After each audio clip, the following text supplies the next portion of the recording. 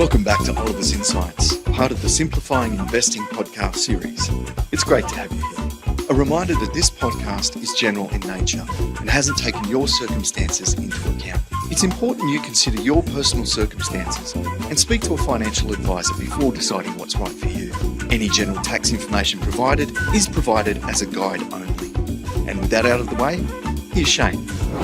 Hello everyone and welcome to the latest issue of the Oliver's Insights podcast. This week we're going to have a look at the vexed issue of productivity. Outgoing Reserve Bank Governor Philip Lowe has highlighted Australia's weak productivity growth and noted that boosting it should be the key issue that dominates economic discussion. So why is boosting productivity so important? And why is it seen as so hard to do? We did have a look at this issue about a year ago, but it's worth having another look at given its importance to our economy and investment markets. Before that we do that though, it's worth considering a couple of quotes. The first one is from Paul Krugman, who's a US economist, who noted that productivity isn't everything, but in the long run, it is almost everything. There's another quote though from a German philosopher, George Hegel, who noted that the only thing that we learn from history is that we learn nothing from history. And in particular here, I'm thinking that we often forget what drives productivity, even though through history we've learnt that and relearnt that on several occasions. So firstly, what is productivity? Productivity refers to the level of economic output for a given level of labour and capital inputs. Increased productivity means more is being produced for a given level of inputs. Output is usually referred here as being a gross domestic product or GDP, and dividing inputs of labour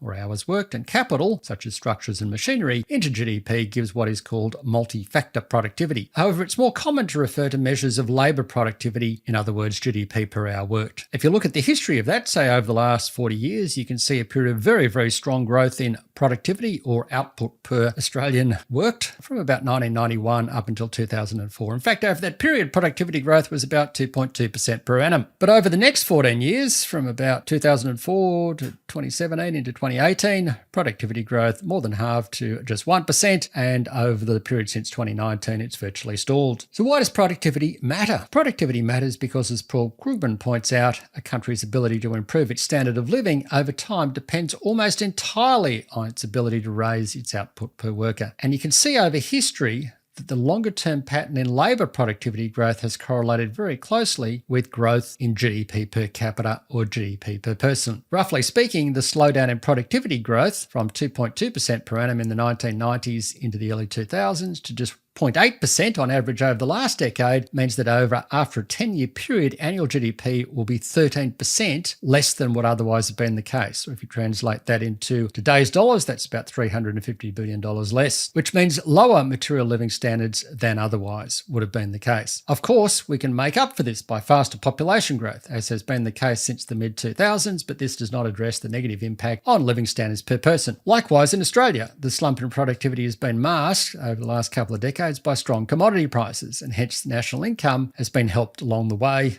all of which partly depends on the China boom. But medium-term threats to China's growth mean that we cannot rely on this indefinitely. Over time, lower productivity growth means lower real wages growth, slower growth in profits, and a reduced ability for the government to provide services that the community expects. It's also important in terms of sustaining decent wages growth. For example, if wages growth is 4% and output per worker goes up by 1.5% in a given year, then the increase in labour costs for business is 2.5%. And if they pass that on as higher prices, it's in line with the Reserve Bank's 2 to 3% inflation objective. But if wages go up 4%, and productivity growth is 0, business costs go up 4%, and if they pass that on to their customers, it likely results in inflation above the Reserve Bank's target. Hence, 4% wages growth is consistent with the inflation target, but only if productivity growth picks up to its long-term average of 1.5%. So why the slump in productivity growth? First, a bit of history. After the malaise of the high inflation, high unemployment 1970s, there was a focus in the 1980s on supply-side economic reforms, designed to improve productivity growth by making the economy more flexible and competitive, improving incentives and improving skills. This included financial deregulation, floating the Australian dollar, labour market deregulation, product market deregulation, reduced trade barriers, competition reforms, privatisation, tax reform, and an improvement in educational attainment. Along with baby boomers reaching their peak productivity years, it saw productivity growth surge through the 1990s into the 2000s. But since then, a range of factors have contributed to slower productivity growth. Firstly, there has been little in the way of new economic reforms designed to boost productivity since the GST. And in fact, in some areas, there's been a backsliding. For example, the labour market has become arguably less flexible and more regulated. We've seen very strong population growth, but with an inadequate infrastructure and housing supply response, and that's led to urban congestion, poor housing affordability, all of which contributes to poor productivity growth, notably via increased transport costs and increased speculative activity around housing, diverting resources from more productive uses. You could also arguing that lumbering people with lots of debt is not the best way to boost productivity. The retirement of the baby boomer wave and replacement with a wave of less experienced millennials and Gen Z may also drive slower productivity growth, just as the baby boomers did when they entered the workforce in the 1970s. On top of that, we've seen growth in real business investment stalling in the last decade or so. We've seen increased market concentration, which has reduced competition. We've also seen confusion regarding climate policies. That's contributed to underinvestment in power supply and high energy costs, and we have rejected an efficient market-based mechanism such as carbon pricing and trading to determine the best way to eliminate carbon emissions in favour of a hodgepodge of measures, according to former Productivity Commission Chair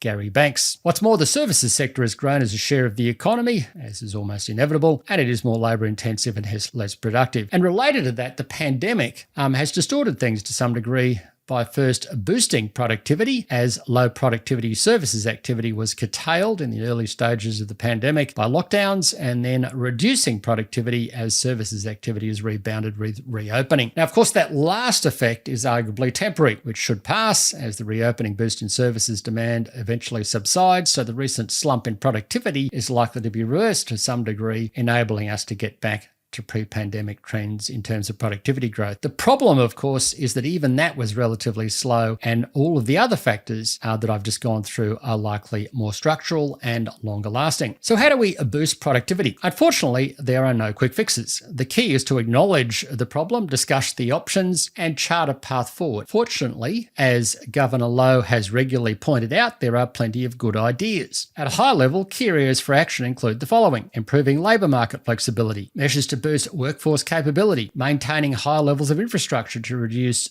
congestion, lower transport costs, and allow more people to live in less expensive parts of the country. Boost the supply of housing to more than match the underlying population-driven demand for several years until the housing shortfall is removed. Competition reforms to reduce market concentration, better healthcare focusing on prevention and management, more incentives to boost investment and adopt new technology, particularly artificial intelligence in the services sector, improving public sector productivity, reducing climate policy uncertainty and relying more on market signals as to how best to transition to net zero, simplifying regulations and removing redundant regulations, limiting the size of government, and tax reform to rebalance away from the more distortionary taxes such as company profits tax and personal income tax to a broader GST, but of course compensating those adversely affected along the way, and also removing nuisance taxes like stamp duty. The Productivity Commission undertakes a 5-year review of productivity in Australia and has recently updated its detailed list of recommendations on this front. Now, the use of artificial intelligence in services will arguably help, but that will take time, and we're yet to see much boost in measured productivity from the internet. So one shouldn't be overly reliant on artificial intelligence as saving us on this front. So what's stopping us from implementing policies which should help boost productivity? The main constraint to boosting productivity is arguably political. The government is focused on improving skills, fixing energy supply, and encouraging the adoption of new technology. However, support for the economic rationalist policies of the 1980s that gave rise to the supply-side reforms of the Thatcher, Reagan, Hawke and Keating era of smaller government, fundamental tax cuts, deregulation and privatisation has long faded. In the 1980s, the political pendulum swung to centre-right policies in reaction to the failure of big government policies in the 1970s. Now, of course, the political pendulum has swung back to the left and away from free market solutions. This, of course, reflects a combination of factors, including the feeling that the GFC showed deregulation went too far. In other words, this swing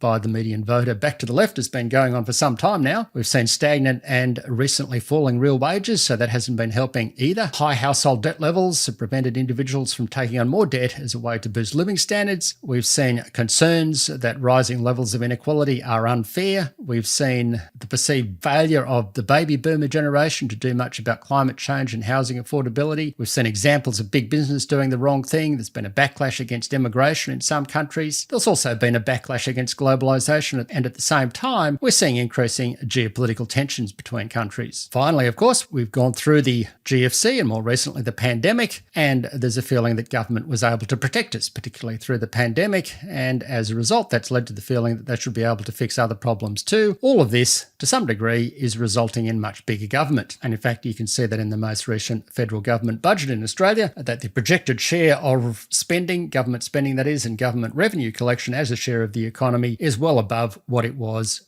in the pre-pandemic years, and that's for the next decade. It's not just for a short period. Of course, it's being aided, all of this shift is being aided by dimming memories of the stagflation of the 1970s and its causes. So government-related solutions, often tied to addressing national security and climate issues, seem more attractive than free market solutions. This is resulting in more government intervention in economies, notably across advanced countries, in subsidies to develop electric car or battery industries. And in many ways, this is reminiscent of what we saw in the post-war protectionist era, which ultimately led to or contributed to at least, the malaise of the 1970s. So in conclusion, and what does all this mean for investors? Australia is in far better shape than many comparable countries. Public debt is relatively low, unemployment is low, and we are less politically polarised and more open to compromise. However, after nearly 2 decades of policy drift, declining productivity growth is weighing on growth in living standards and sustainable real wages growth. Some boost in productivity is likely as pandemic-related distortions drop out, and some government measures will no doubt help. However, the political will for the sort of economic reforms necessary, particularly around taxation, labour markets and climate change, for another 1990s-style rebound in productivity growth looks very unlikely. This in turn is making the Reserve Bank's job in getting inflation down just a little bit harder,